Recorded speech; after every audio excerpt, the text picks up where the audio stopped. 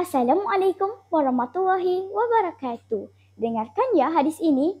An Abi Abdurrahman Abdullah ibn Umar ibn al-Khattab radhiyallahu anhuma qala Sami'tu Rasulullah yaqulu Buniyal Islamu 'ala khamsin syahadati an la ilaha illallah Muhammadar Rasulullah wa iqamis salah wa ita'iz zakah wa hajjil bait wa saumi Ramadan rawahu al-Bukhari wa Muslim.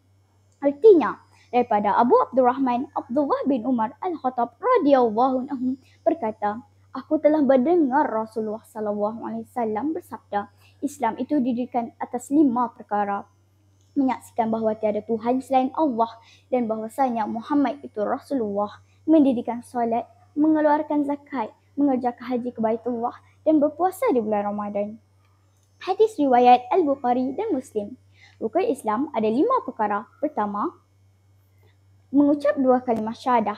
Kedua, solat 5 waktu.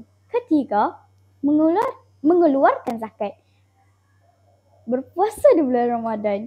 Keempat, mengeluarkan zakat. Dan yang kelima, menunaikan haji ke Mekah. Apa itu 2 kalimah syahadah? Dengar ya. Asyhadu an la ilaha illallah wa asyhadu anna Muhammadar Rasulullah. Artinya, aku bersaksi bahawa tiada Tuhan selain Allah dan bahawasanya Muhammad itu Rasulullah. Kerana Allah kita beribadat supaya hidup kita tidak sesat dari dunia hinggalah ke akhirat. Kawan-kawan, solatlah 5 waktu. Solat 5 waktu rukun Islam yang kedua. Sujud kehadrat Allah yang satu. Moga dengannya putih bersih jiwa dan raga agar kita dapat menjadi hamba Allah yang satu.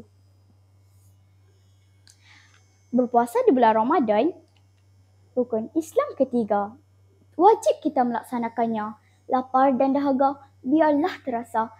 Bagaimana orang fakir kelaparan apabila makanan tiada.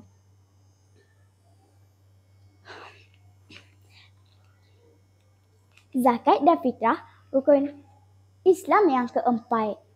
Mestilah kita mengeluarkannya. Kerana Islam semua bersaudara.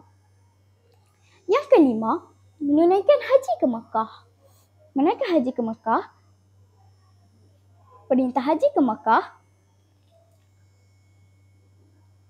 tidak dipaksa oleh orang yang tidak mampu. Oleh itu, jadilah umat yang tunai kai wawasan menuju syurga menjadi impian. Sekian.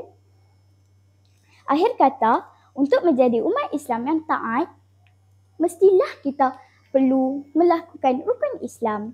Wabillahi taufiq wa hidayah. Wassalamualaikum warahmatullahi wabarakatuh.